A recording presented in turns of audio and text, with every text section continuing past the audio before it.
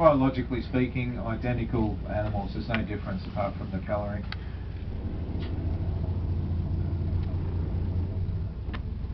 So you hear that slap there, that's been recorded by researchers reaching up to 250 decibels. So if you were in the water there with that whale within 10 or 15 feet of it, you'd have ruptured eardrums. They have very good hearing, and those lumps on the top of their heads, you may notice when that head grows up earlier off one of these guys, they've got rows of lumps on the top of their heads called tubercles. They are sensory nodes, and like all mammals, they have bodily hair. There's a fine hair protruding from each of those nodes, a bit like an antenna.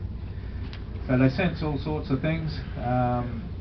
Vibration in the water, hence some of the slapping. They not only hear it, but they can sense the vibration of it, so they do communicate with slapping.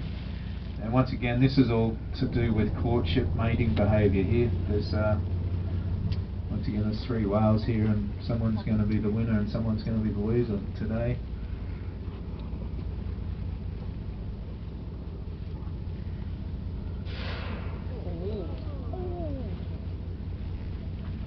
There's that nose going up. So they also sense water temperature. Their cue here, what we usually see at the end of the season in October, the water temperature gets up to about 24 degrees, and that's when they start to disappear. It gets too warm for them. The water here is a bit chilly for us, or for me anyway, but that bottoms out about 19 degrees in winter here in the bay, but that's more than warm enough for these animals. They're used to 0 and -1 and 2 degrees water temperature in the Southern Ocean and Antarctic region. I might just turn off our mains here just so you can hear that slapping a bit better.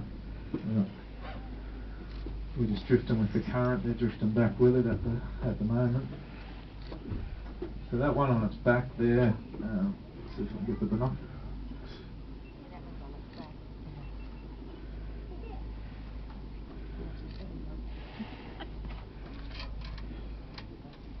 No, you're right. So that one line on its back is a male. You can tell male from female when you get a good look at the underside, and it's not what you're probably imagining. You don't see much at all. It's all tucked away in what's called the genital slit, watertight compartment.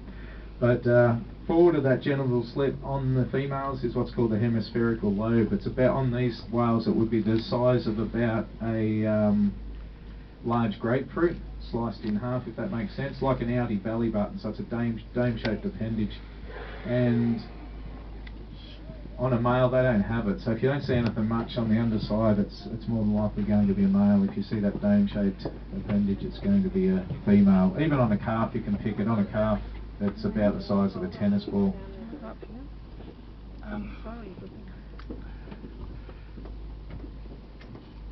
My battery's running out.